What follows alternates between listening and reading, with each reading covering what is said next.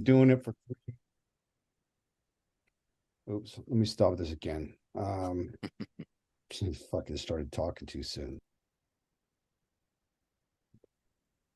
Well, good afternoon, everyone. This is Sean Langwell. I am the host of the Dare to Be Great, Dare to Be You podcast. I've got a good friend of mine by the name of Ryan Lee who's going to share some really interesting insights with us today that may not be the norm for those of us who are not familiar with 12-step recovery programs. So I'm doing something a little different. Ryan's given me his permission to do this.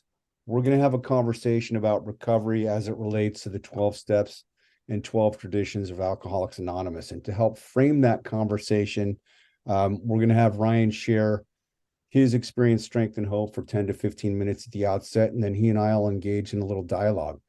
The purpose of this show, for those who are first time here, is really to inspire and encourage and have meaningful conversations with people from all walks of life. Each of my guests have started as ordinary people like you and me, but have accomplished extraordinary things in their lives to be considered great masters or experts at what they have been called to do. Some of that expertise relates to other things outside of a traditional business sense, which is why I have Ryan here. I'll let Ryan tell his story, but he's strung together many 24 hours at a time. He understands the program of recovery as it is outlined in the big book of Alcoholics Anonymous. So basically, if you like honest, vulnerable, and real stories about what it takes to become great, this show is for you. This week, we're going to hear from Ryan Lee. And Ryan, welcome. Thank you for spending a few minutes with us. Thanks for having me, Sean. I always consider it an honor and a privilege to share about Alcoholics Anonymous and about what it's done for my life. And by no means do I consider myself an expert at all, but I do have a lot of experience in that regard. And on that, just to kind of rewind and give you some of that experience. I mean, I first came into Alcoholics Anonymous. I think my first meeting, I was 16 years old, and my little brother had been sent to AA by the courts. And my dad said, he thought it was a good idea that I would go with him, you know, and so that kind of gives you a clue. As at 16, I already had an issue going on that my parents thought I should attend Alcoholics Anonymous. And to just cut it kind of short, I got into a lot of trouble with the law around 18 when a couple of months after I turned 18, caught some big cases. And I knew the way out was, claiming I had a drug problem, an alcohol problem. And I figured there was something wrong in that regard, but I didn't know if I seriously had an issue. But I found solace and I found safety in AA and in the young people's community in AA. And there was a lot of fun going on. And I, had the thought that, oh, well, I could probably stay out of trouble and still have fun here in AA. And so I got really involved in a lot of the young people's. They have these things called Aki Paw and Wacky Paw, and if you go to meetings, you might hear some young people announcing it. They're basically big conventions and events for young people, and they're a lot of fun. And I did do what was suggested as far as like getting a sponsor, and I got commitments, and I stayed around AA, and but I didn't do a lot of the work that's involved in that's suggested in the big book. I didn't do, my sponsor was really into going to a bunch of events and fellowship and that type of stuff. So we were going to a lot of meetings and doing a lot of things, but we didn't do a lot of soul searching, and we didn't do a lot of spiritual work together at all. And which is, if you're familiar with AA at all, it's very much a spiritually oriented program, and the God word is thrown around a lot, and so I talked a good game. I sure talk about God at meetings. And if you were to look at me, you'd think, I had my life together. Drove a nice car and had a decent job and that kind of stuff. But I didn't really manage to stick around, and pretty much the first chance I got loaded again. It wasn't the first, it was a couple of years. I was in AA for a couple of years sober. I think the first time I relapsed was 2 years, and I went on a vacation to Mexico with my fiance and my dad, and I ended up relapsing in Mexico, and I really wanted to party, and I didn't know how to party without being surrounded by AA people, right? I just wanted to get down, and I relapsed, and I tried to get sober again right when I got back from Mexico, and I just couldn't seem to get a hang of it, and so I finally said, forget it. And I took off again and ended up in trouble with the law again. And they gave me another shot and sent me back to a sober living house where I stayed for almost 2 years. And I became house parent of that place. And but again, I just kept the same sponsor and I did the same things and I didn't do anything different. And my second go around in AA, I was 1 week away from 3 years of sobriety. It was 1 week shy of 3 years. And I got this genius idea from another guy I had met in AA who was a friend of mine. He had he had been into manufacturing methamphetamine, and so he was going to teach me how to make meth, and I was going to do that sober and become a kingpin. Right? Oh, That good was God. that was my grand idea. And I don't know for anybody, you might be able to guess how that turned out. um, it that I ended up getting high, of course, and landing myself back in trouble with the law, but this time they weren't playing. And I didn't think they'd ever send a blonde hair, blue eyed attorney's kid from Marin County to California State Prison, but they did. And so I went to California State Prison. My thing was I liked to steal cars actually that were if you left your car running at 7-Eleven at 5 o'clock in the morning and went in to get coffee, it would be gone when you came out. That was my jam. And so they sent me, and I didn't think AA worked. So at that point in my life, I'd kind of written off AA. And so I thought, so the whole time I was in prison, I studied the Bible and I went the Christian route and was really into church. And so I figured, well, let's go this route. Maybe I can find recovery in Jesus. If I just go find Jesus, that'll work. And when I got out of prison, I found a church and I ran into an ex-girlfriend and she led me astray in the sexual arena, and man, a couple weeks into seeing her, she ended up getting murdered actually. Oh my gosh. And so she got murdered and I caught this resentment against this God that I was supposed to be, you know, trying to seek after. And somebody happened to be right there. That same guy actually that took me onto the meth binge happened to be right there and had some weed, and I started smoking weed and drinking again. And then but I was scared to death of going back to prison, so I really really tried to keep a lid on my drinking and using and my partying, because I didn't want to go back to prison. And Bill Wilson, in his story in the book, he wrote a line that says fear sobered me for a bit, right? And I really related to that when he said that, and I was like, oh yeah, so that's this portion of my life. Well, to make a longer story short, I managed to get off of parole. The day I got off parole, I was back in Mexico for my sister's wedding, and it was party on. And there was this guy in Mexico who was with my sister's party. My sister had 60 people in Mexico for her wedding, and we were all drinking and we're all partying. There's white powders on the tables. Everybody's drinking margaritas. But this guy was my sister's roommate, and he was 2.5 years sober in Alcoholics Anonymous. And here he was in Mexico partying with us. And I'm looking at this guy, and he's like thoroughly enjoying his trip. And I don't know how he is doing that. I'm like, I don't know how this guy is managing to feel okay in the middle of this party and he's sober. And that just I knew that there was something different about the way that he was doing AA than the way I had previously done it. That was not my experience, right?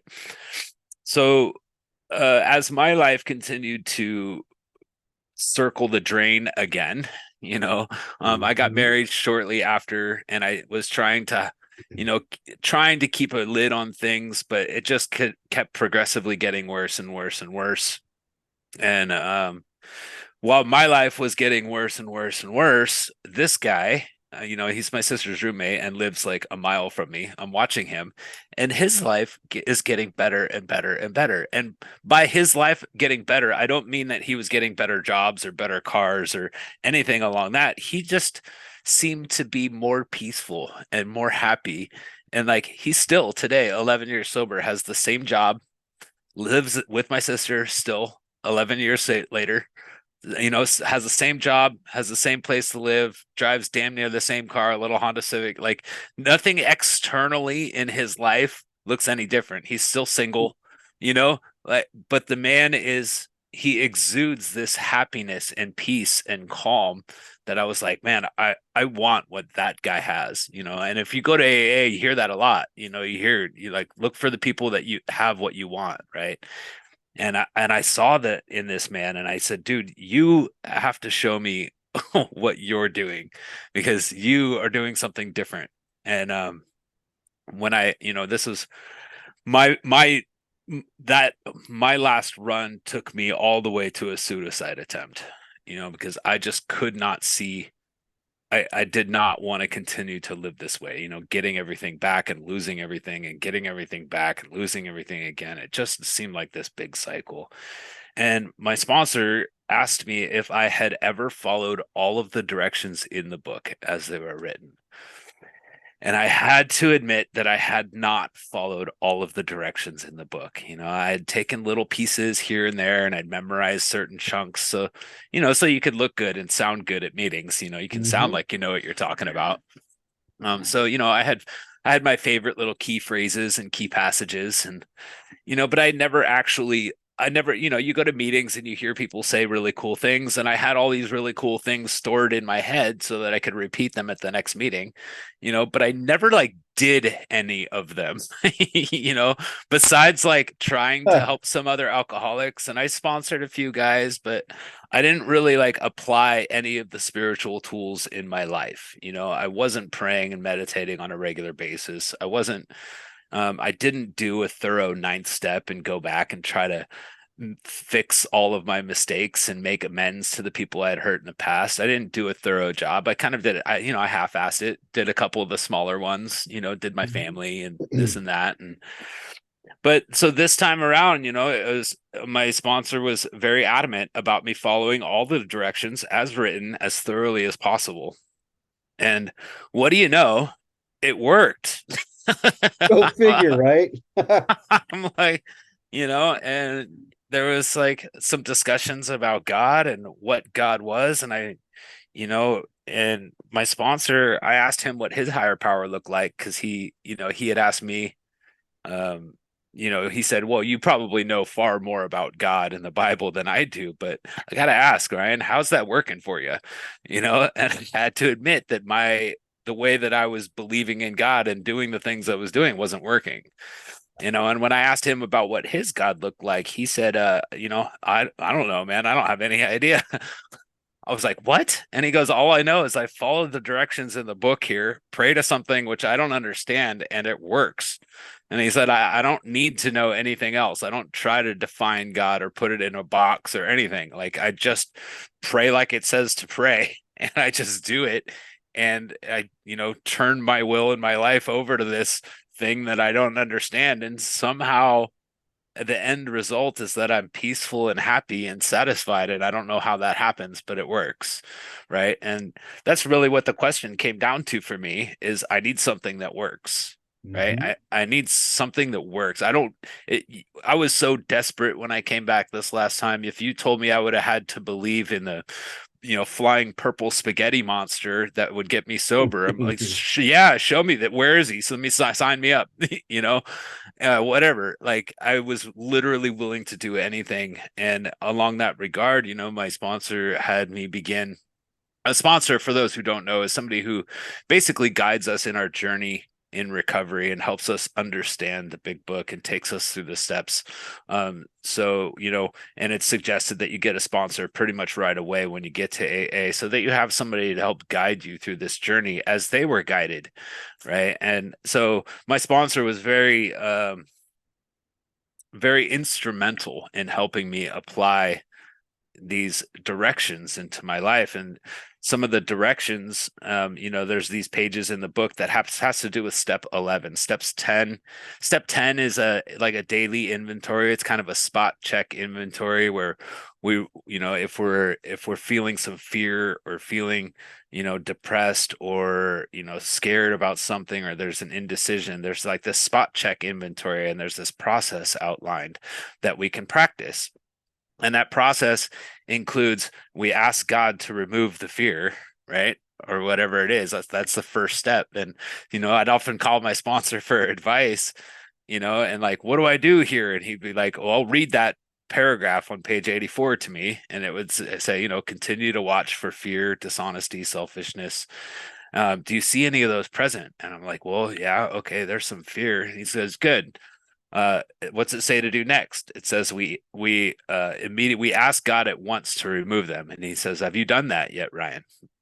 Like, well, no, and he goes, okay, I'll wait, like, Oh, what do you, wait. I'll wait. Yeah. Like, do it right now. Like, this isn't just like, and I started to get the idea that this isn't just some kind of theory that we live into our head, that this is actual, we practice this and we actually do what it says to do, and it's not just advice, quote Mhm. unquote.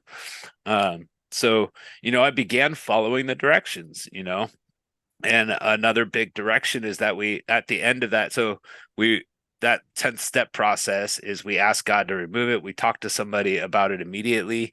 We make amends quickly if we've harmed anybody.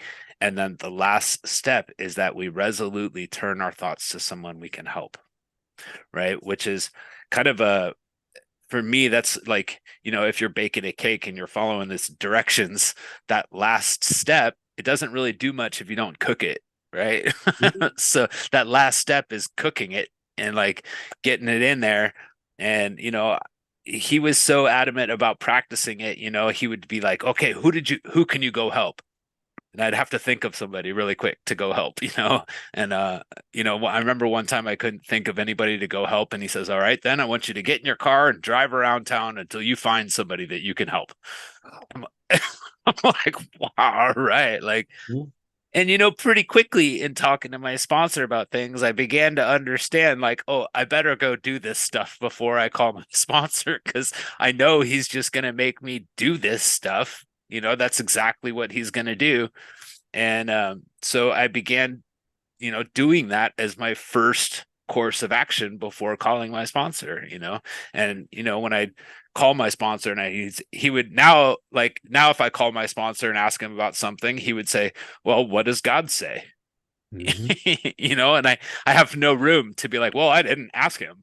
He'd hang up the phone on me until I ask him and then call him back, And so, and he was pretty clear on me that, that his role in my life is to help guide me and lead me into this relationship with a higher power that is going to solve my problem.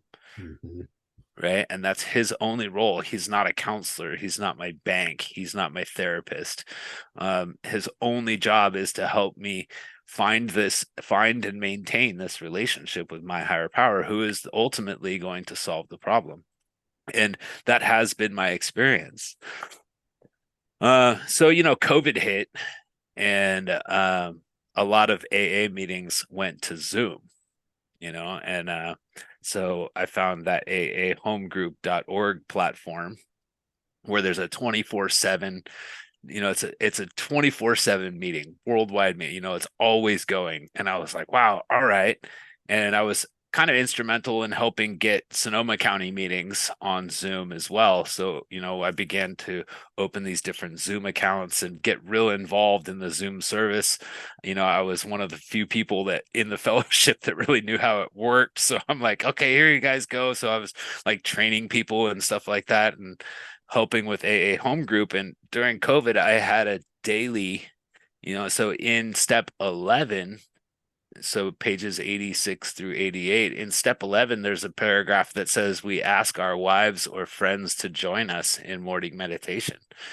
And I was reading that one day and I realized like, oh, that would be great to have like a morning meditation meeting where I'm reading this stuff anyway every morning. Why don't I read this with my friends on Zoom? And so, while we were all locked down through COVID, I began reading pages 86 through 88 with this whole home group with people all over the world. And it just became this thing that I do, and now I read pages in 86 and 88 with these people on this worldwide Zoom platform. And when COVID opened back up and we got busy, I had to dial it back to 2 mornings a week. But that's how I started. Now I talk a lot about steps 10 and 11 on this Zoom platform. Um, and man, that's been it, it guarantees me at least 2 days a week, guarantees that I'll be reading that section, after being around and being sober for a little while, we begin to think, oh, I don't need to do that anymore, and I don't need to do this anymore. And things start falling away. But I know better because that's what happens every single time that I Mhm. I ended up getting loaded was because, I was talking with somebody recently. Actually, I was on the Alcoholics Anonymous Reddit forum.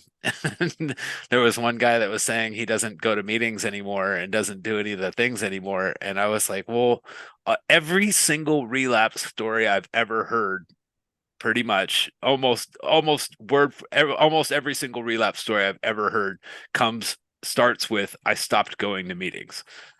Like every single one of them is like, yeah, well, I stopped going to meetings pretty soon. I didn't think I needed this anymore or that anymore. And so I try to stay in the center of, continuing to do meetings, continuing to help people, and continuing to stay in the book. We have a Sunday evening book study meeting workshop where we're continually in the book and we're continually talking about that. And continually, one of the things we talk about a lot in that meeting too is a lot of common AA phrases that are said at Mhm. meetings that aren't in the book and are almost the opposite of what the book says sometimes. So we talk a lot about that stuff too. Things like, play the tape through. You ever heard that one? Yeah. Mhm. Like, don't Play it all the way through and just think about what this decision is going to, how it's going to turn out if you play it all the way through, right? Yeah, that doesn't work for me. I don't know. I tried that and sometime that tape didn't play. Like, I don't know how, so, my tape told me that it was going to be different the next time. Right. And the cool thing about me staying in touch with my higher power is that my higher power today plays that tape for me. You know what I mean? That's what I feel like the difference is that my higher power reminds me of what life would be like. And I don't have to like physically play the tape through or, mentally think about it at all. I can't do that on my own power. My tape tells me it's going to be different next time, Exactly. And you know what, Ryan, let's do this because I thank Yeah. you for sharing your story. You did it in a basic format. If anybody's never heard an Alcoholics Anonymous member share their story, there's basically a format of what it was like, what happened, and what it's like now. And Ryan wove all of that into the 15 to 20 minutes you just heard. But let's go back and you and I have a little conversation. I've got my big book open here and you can follow along, but I think for some people out there are familiar with AA, who have heard about it, who may have relatives, family, or others close to them suffering, there are groups out there that take meetings to DUI classes and out into high schools and things like that. Both Ryan and I have participated in that. There's a set format there, but Ryan and I are both members of this program called Alcoholics Anonymous, which is basically for those who know absolutely nothing about it. It's a program of recovery that's been around for over 88 years. It was founded by two guys, Dr. Bob and Bill Wilson. And for the last 88 years, it's helped millions and millions of people around the world who have done what Ryan just talked about, find a program predicated on 12 steps and 12 traditions that is the program of Alcoholics Anonymous. And the program itself is in a book called Alcoholics Anonymous. It's 12 or 15 bucks online. You can get it through your local, through AA World Service or your local Alcoholics Anonymous bookstore if you do a search, or buy it on Amazon. Yeah. But the first, There's free PDF copies and there's online free too. PDF copies out there too, so Yeah, you yeah. don't even need to do that. But the program itself is contained within the first 164 pages of that book, including the appendices. So going back to what you've expressed, and if I shared my story, it's the same thing where you got this idea of you can kind of control this on your own, or you don't know if you're really an alcoholic. The book talks about that. It talks at length about this concept of God that scares a lot of people. It scared me away from my first meeting. I thought I could control it, and I went back out and was lucky to make it back alive, as Ryan alluded to. But I'm going to jump into page 24 here, just so we can kind of define and put some frame out there for those who don't know. And Yeah, that's a great one. at the top of 24, it says at a certain point in the drinking of every alcoholic, he passes into a state where the most powerful desire to stop drinking is of absolutely no avail. Yeah. This tragic situation has already arrived in practically every case long before it is suspected. Right, Ryan? So Yeah. we know, but we don't know, and we're not quite ready to admit. And the first step for those who don't know is, we admitted we were powerless over alcohol and that our lives had become unmanageable.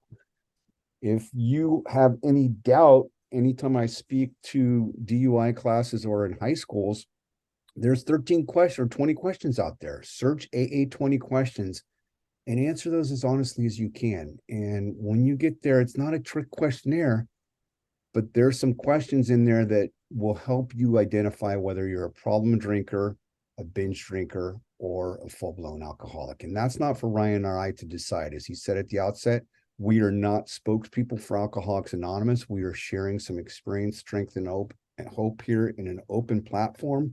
So whatever he and I share in this time is our experience, our opinion, and in this case, referring back to the big book of Alcoholics Anonymous, that's there for anybody who wants to read it, because that's where we both found the solution.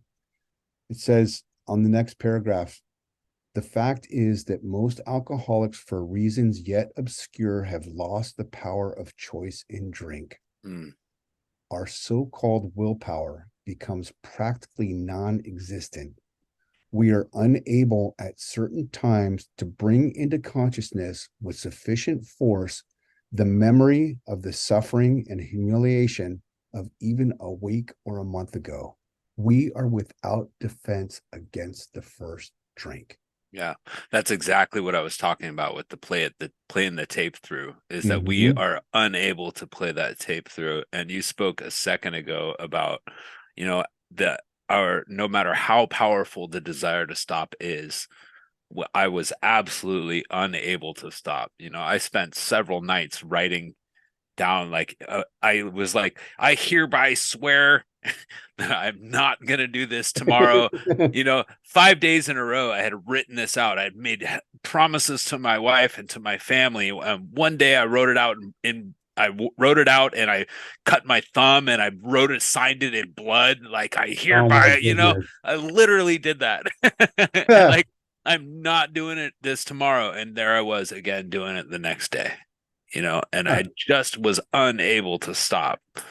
And if you want, I don't want to read all this, Ryan. If you got your big book handy, I think what I like to do, and I share this sometimes when I give my pitch at an AA meeting, I jump directly over page 25, which is also in italics. It says there is a solution. If you want to read that full paragraph down to had not even dreamed, I think I'd like to share this because, there's tons of people out there who are not yet certain as to whether or not this is a program for them. And for many of us in the rooms, this was not our first choice, you guys.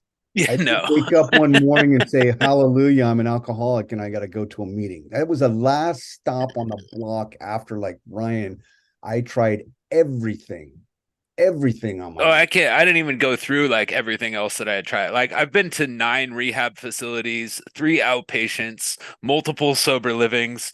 I've tried other 12-step programs. I've tried church. I've tried literally everything I could I was out of options. And I was the whole time, like I was in prison, I was never gonna go back to AA. It was not gonna happen. I felt betrayed. I felt like it didn't work. It was a waste of time. All of it. It was not gonna happen. So me crawling back into AA, it wasn't even AA really that brought me back. It was this one guy that I knew in my life. That's the only reason I came back. And Is that's be why you and I are having this conversation, because there's going to be people that relate to your story versus mine, and it is that ability to carry a message. But go ahead, I interrupted you. No, that's it. It was just this one guy, and the fact that he was doing something different, that I saw it working, literally just saw it working in his life. And And he that was wasn't like coming after you to say, "Hey, you need to get sober." It was just not the at way he was all. living, right? It was just the way he was living. I just saw him when I watched him bringing new guys to meetings, and I watched him. He was always happy, always laughing, always peaceful, never seemed to be angry. I'm like, what is up with this guy? He's sober and he's not frustrated and upset all the time. I was like, how is he doing that? Yeah. Like, what is his secret? Right? Because like when I was sober before, I was sober, but it was almost like things kind of got worse. I mean, the externals were fine. I was able to go to work and make money. I wasn't spending it on alcohol, but like internally, I still felt like lost, and I was still full of fear, and I was still, I just still had all these problems that alcohol had previously solved. Right. Right. And then you take the alcohol away from me without some sort of other solution to go to fill that.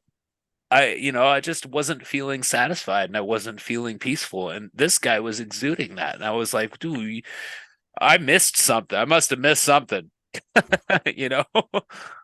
And that something is the paragraph you're going to read next. It's a good starting point there, where it starts with "there is a solution." So if you want to read that, let's share that with folks who may not have gotten there yet, or even folks who know us already and are listening to this podcast and want to share it with other people. Sure. So there is a solution. Almost none of us liked the self searching, the leveling of our pride, the confession of shortcomings, which the process requires for its successful consummation. But we saw that it really worked in others, and we had come to believe in the hopelessness and futility of life as we had been living it. When, therefore, we were approached by those in whom the problem had been solved, there was nothing left for us but to pick up the simple kit of spiritual tools laid at our feet. We have found much of heaven, and we have been rocketed into a fourth dimension of existence of which we had not even dreamed. The great fact is just this and nothing less, that we have had deep and effective spiritual experiences which have revolutionized our whole attitude toward life, toward our fellows, and toward God's universe. The central fact of our lives today is the absolute certainty that our Creator has entered into our hearts and lives in a way which is indeed miraculous. He has commenced to accomplish those things for us which we could never do for ourselves. If you are as seriously alcoholic as we were, we believe there is no middle of the road solution. We were in a position where life was becoming impossible, and if we had passed into the region from which there is no return through human aid, we had but two alternatives. One was to go on to the bitter end, blotting out the consciousness of our intolerable situation as best we could, and the other to accept spiritual help. And we did this. This we did because we honestly wanted to and were willing to make the effort. And that's exactly what you talked about, right? You Yeah, talked and about place. that has been absolutely been my experience. My life today looks nothing like it did 7 years ago. Nothing like it did. I'm a 9-time felon. I was told I would never get a good job. I was told that I'd, never qualify for this or that. I never thought I would ever be capable of supporting a family. I never thought I'd buy a house. I still don't have a house, but I never thought I'd be capable of buying a house. We were actually considering it last year, and so I'm like, this is blowing my mind. And, like today, I mean, I never even had a comma in my bank account. you know, I didn't, unless rent was due for some reason. Like, but I remember at 38 years old, having $1,000 in my account was like hitting the lottery, like hitting $1 million lottery. I never thought I would ever be capable. And today, here, just a few short years later, I have my own business. I have 12 employees.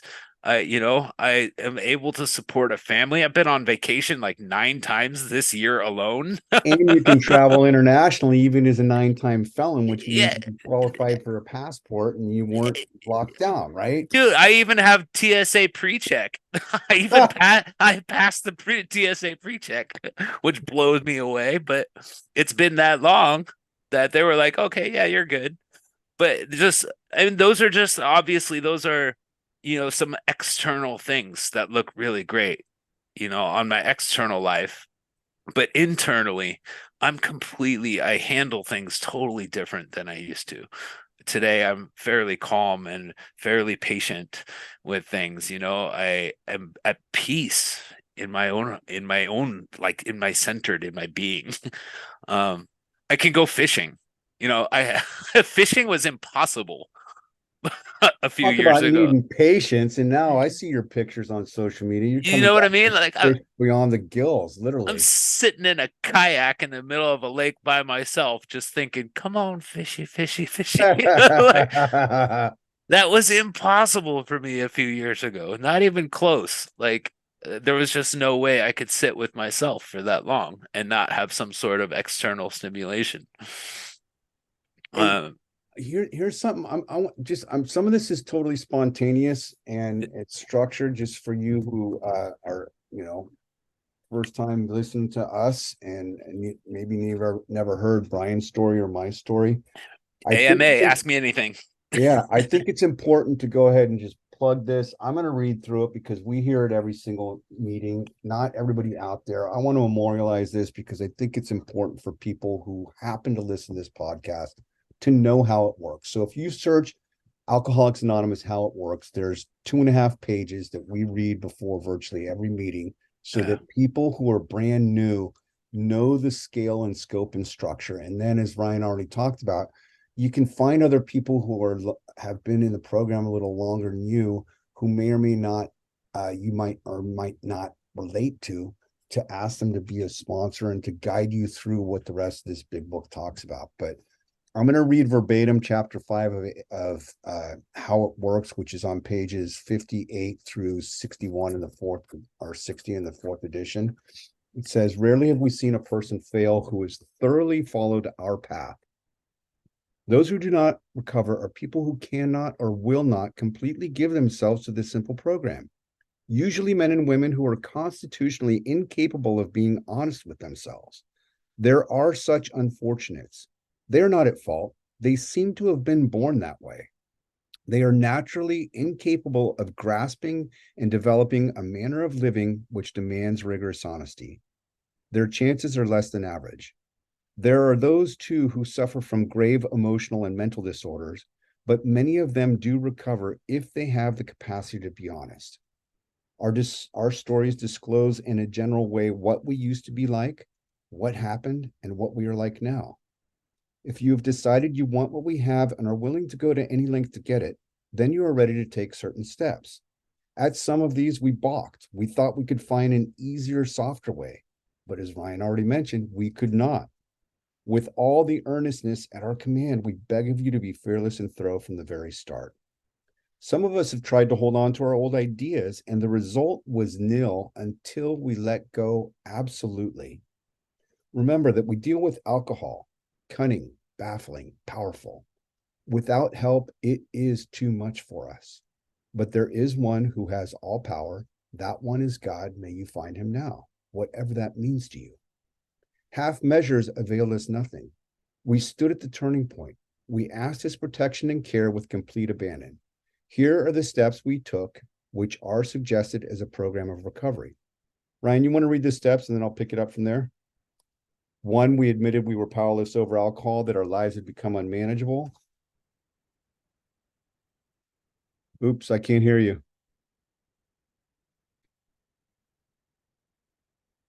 there we go. Sorry. Two, that We came to believe that a power greater than ourselves could restore us to sanity. 3, we made a decision to turn our will and our lives over to the care of God as we understood him. 4, made a searching and fearless moral inventory of ourselves. 5, admitted to God, to ourselves, and to another human being the exact nature of our wrongs. 6, we're entirely ready to have God remove all these defects of character. 7, humbly asked him to remove our shortcomings. 8, made a list of all persons we had harmed and became willing to make amends to them all. 9, made direct amends to such people wherever possible, except when to do so would injure them or others. 10, continued to take personal inventory, and when we were wrong, promptly admitted it. 11, sought through prayer and meditation to improve our conscious contact with God as we understood him, praying only for knowledge of his will for us and the power to carry that out. And step 12, having had a spiritual awakening as the result of these steps, we tried to carry this message to alcoholics and to practice these principles in all our affairs. And then many of us exclaimed, "What an order! I can't go through with it." Do not be discouraged. No one among us has been able to maintain anything like perfect adherence to these principles. We are not saints. The principles we have set, the point is that we are willing to grow along spiritual lines. The principles we have set down are guides to progress. We claim spiritual progress rather than spiritual perfection. Our description of the alcoholic, the chapter to the agnostic, and our personal adventures before and after make clear three pertinent ideas. A, that we were alcoholic and could not manage our own lives. B, that probably no human power could have relieved our alcoholism. And C, that God could and would if he were sought. Mm. So I did this because the immediately following this is step 3, and it gives some very clear instructions, and we could go into it, but I don't want to beleaguer the point. I really want to end this on a note of fast forwarding back to what we were originally going to talk about and you alluded to in your share. And we don't need to walk people through it entirely, but talk a little bit, pick your favorite paragraph that resonates with you upon awakening, perhaps, or upon going to bed, because the words that are in there for anybody, whether you're an alcoholic or not, these words that Ryan's going to read between pages 86 and 88 is a great jumping off point for us in our time with you today. But it's also, these are tools that are not necessarily unique to AA. These are principles and moral values that we could live by to be better human beings, to be kinder, more compassionate, tolerant, and loving and understanding of other people. And Ryan talks about this for those who want to hear him do a deeper dive any day of the week. Mondays and Thursdays from 8 a.m. Pacific till 9 a.m. Pacific on aahomegroup.org. Until further notice, he's been doing that meeting for over 3 years and even more than that. So Yeah. jump on into it, Ryan, and then I'll wrap up after that. Yeah, at that particular meeting, I kind of, this is what we read, and I dive into this. And, one of the things that I really love about Alcoholics Anonymous is that there aren't really any rules in AA, but this book has outlined some guidelines, and I heard a speaker early, I listened to a lot of speaker tapes too. There's a lot of speaker tapes online, and I heard a speaker on one of these speaker tapes said, "This is not a program full of suggestions. This is a suggested program." Mm. And he said there's a difference, and if we follow this suggested program rather than just picking and choosing some suggestions. And that's kind of how this reading begins on step 11. It says it suggests prayer and meditation. We shouldn't be shy on this matter of prayer. Better men than we are using it constantly. It works if we have the proper attitude and work at it. Then it says something that really caught my attention. It would be easy to be vague about this matter, yet we believe we have some definite and valuable suggestions. And I'm Mhm. like, oh, okay. So definite and valuable suggestions. I was looking for definite and valuable suggestions, especially when it comes to prayer and meditation. And there's all sorts of books out there and all sorts of daily guides and this and that, and the guided meditations and all sorts of stuff. And this particular book is written for alcoholics, right? Right. And me being one of those alcoholics, I really love this section of this book because it outlines what to do all throughout my day, my day-to-day life, my day in, my day out, right? And this first paragraph here, it tells us when we retire at night, we constructively review our day. Was I resentful, selfish, dishonest, or afraid? Do I owe an apology? Have I kept something to ourselves which should be discussed with another person at once? Right. So it asks a bunch of these questions, and I'm not going to go through each one of these questions here, but it's kind of our evening review where we go back and examine our day. How did I do today? Was Yeah. I being a self-centered asshole all day?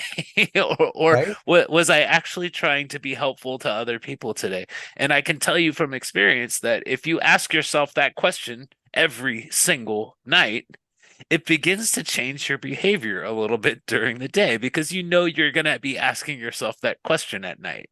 Yeah. Right. And then every single night, the end of that paragraph says, after making our review, we ask God's forgiveness and inquire what corrective measures should be taken. And so if you end every single day like that, you begin to like get into this mode of like, well, I could have been better here. I could have been better there. I did kind of tell off the waitress when I was a little impatient, with the waitress. And then the next time you face a waitress, maybe you'll remember that experience, maybe, and oh yeah, I had to get on myself about that, so it really like that evening review. And that evening review is something that I don't hear talked about even in Alcoholics Anonymous a lot, and I was never even really aware of that before this I wasn't even aware that that was a thing that people do, is review their day, on a spiritual level. Right. But it's so important, like you said, because you start to build the discipline and the routines, and some would call them habits, to where it starts to become automatic once you've done it, and it becomes routine to where, at least for me, throughout my day, that my biggest trigger still to this day, and I have to catch myself constantly, is when I'm driving in traffic. Yeah. I get so impatient, and I'm not the best driver. I've been in numerous accidents. So the simplest thing I do when I find myself getting wound up or agitated because I'm still behind the wheel and I need to go from point A to point B is to take a deep, deep belly breath and just let that go and do it a few times. And eventually I catch myself before I fly off the handle or tailgate or do something worse or stupid. And that's a result of practicing these principles in all our affairs, which is really what the 12th step is after this, and trying to help other people in the process. What Ryan and I are doing here is sharing. This is an online meeting right now with two people gathered together to talk about sobriety. That is an AA meeting. We just did it without even realizing it. We're sharing some experience, strength, and hope here for the sole purpose, not for him or I directly, but to try and carry a message of hope to those who still suffer, which is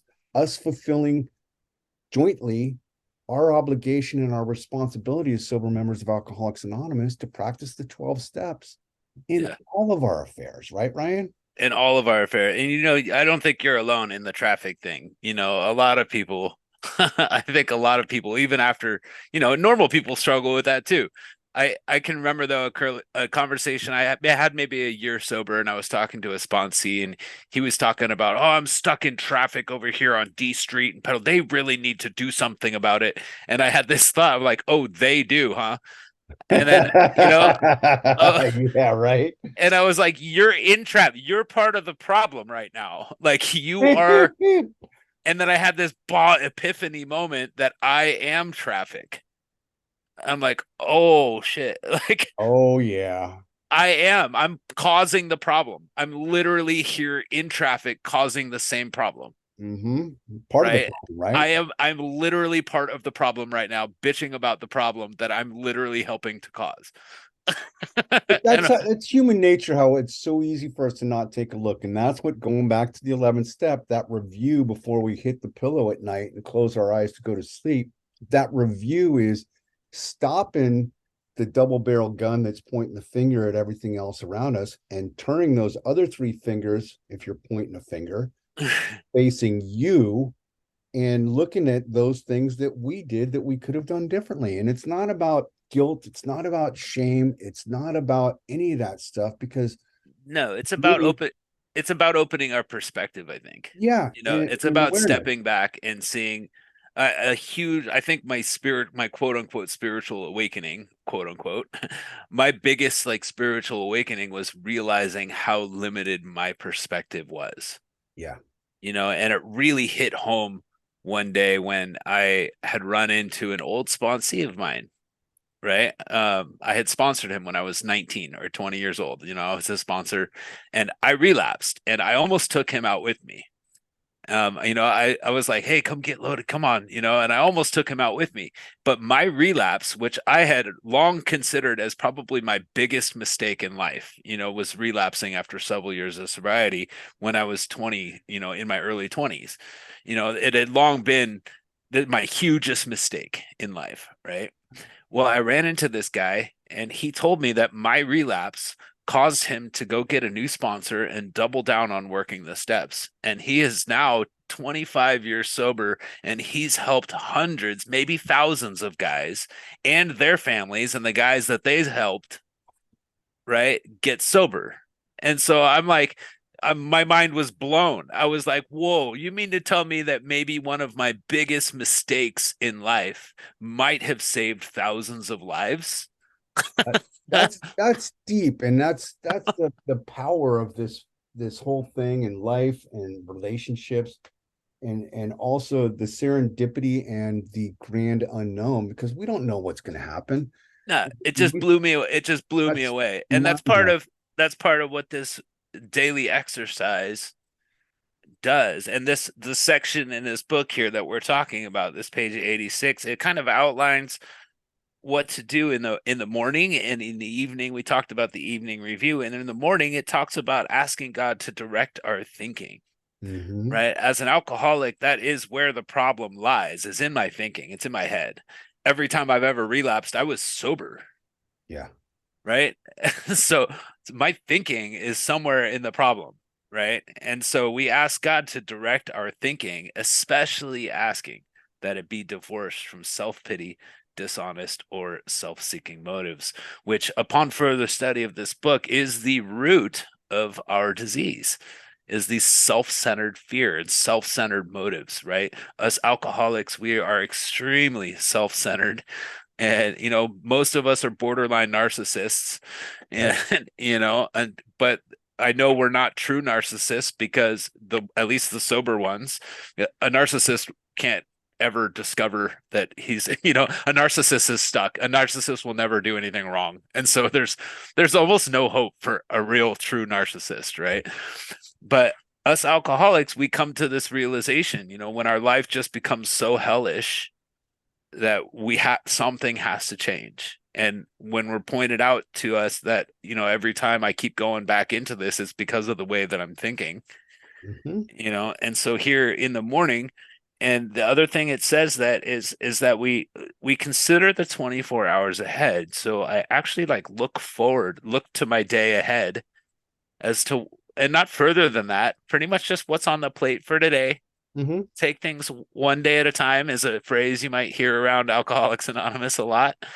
Take things one day at a time. And many people think that has to do with not drinking one day at a time. And, you can use that if that's what gets you by. But for me, I try to take all of life one day at a time. It's like, hey, and, I've been dealing with a lot with this nonprofit recently, and they're like, oh, what are we going to do in this time or that time if this happens? And I'm like, I can't predict the future. I don't know what we're going to do. Let's just take this one day at a time Hmm. and wait for this situation to resolve until we can go. There's no use stressing on that and playing out. I can't. I'm a terrible fortune teller and teller. I can't predict the future very well at all.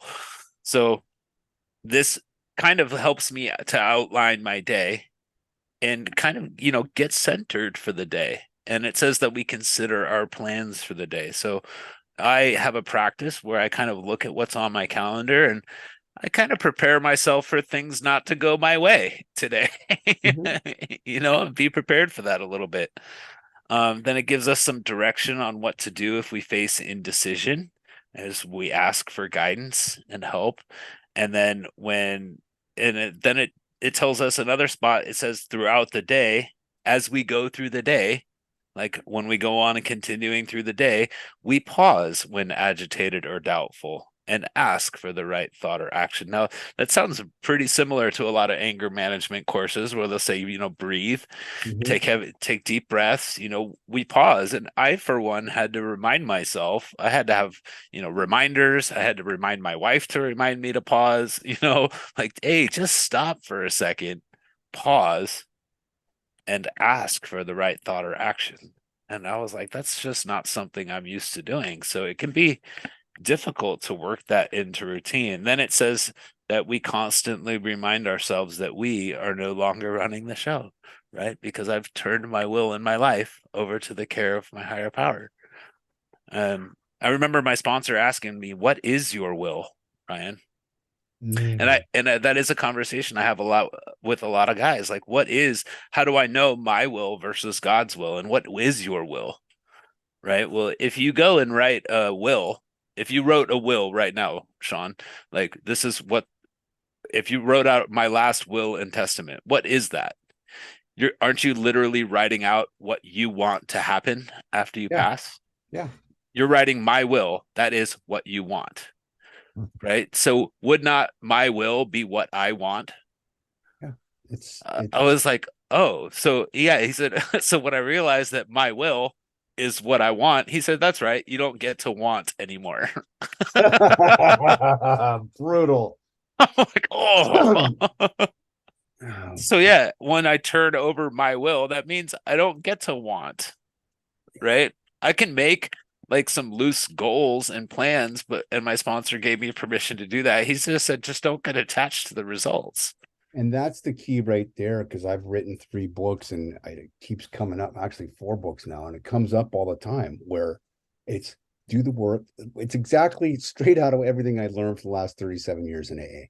Do the work and leave the results up to the universe, God, or whatever the heck you want to call this power that is not Sean L or Ryan L. It's do the work. We show up ready, willing, and able to be a productive, contributive member of society and try not to piss people off along the way. And if we do, we have a step to make reparations there Yeah, quickly and promptly. yeah, yeah. So it's great. I love your sponsor. I got his permission to make sure you and I could have this conversation. I don't know if we do that. He says, "Oh yeah, go for it." But Ryan, this has been a delight, and I hope anybody who's out there that happens to listen to this, Ryan and I are both part of the fellowship in Sonoma County and Petaluma. We go to in-person meetings. We do a lot of meetings online. Either one of us at any time, look us up, and part of my obligation is, where anyone anywhere reaches out, I have not a fiduciary responsibility. I have a commitment to help guide somebody else to the same program that I found. And that's kind of what we do. Yeah, we owe it back to the universe. Yeah. We So owe it back. Like everything I have today, all of my life, just the fact that I'm breathing is a blessing. I shouldn't be here. it's a blessing that you and I get to do this on a late lunch hour on a weekday and both break away from our busy schedules. And for those who are not familiar or just finding out about this show, this is Dare to Be Great, Dare to Be You. I'm the host, Sean Langwall. I'm an author, a coach, a speaker, and a sober member of Alcoholics Anonymous. I just celebrated 37 years of continuous sobriety, and for that, I am extremely grateful. Our guest today has been Ryan Lee, and just a dynamite human being. And what a gift that you are giving to those who listen to this podcast, Ryan. Thank you so much. And thank you for having me, Sean. It's really, like I said, it's an honor and a privilege. Dynamite. Until next time, this podcast is available wherever you can find podcasts. If you liked what you heard, leave us a good review, because the more the merrier, and we want this to go far and wide, and there's absolutely reason it cannot. we have a goal here, and I have a goal, which is to carry this message as far and wide to help as many people as I humanly can. And that's part of my mission and purpose in life, is to just inspire people to believe in themselves, just like Ryan's done and just like I've done, and find some solutions along the way if you're a potential alcoholic. So thank you again, Ryan. It works, man. It does, even if you think it doesn't. And it works if we work it, right? So yeah, it works if we do it. Yeah. If we do it. If we do it. All right. Thank you. Thanks again, everyone.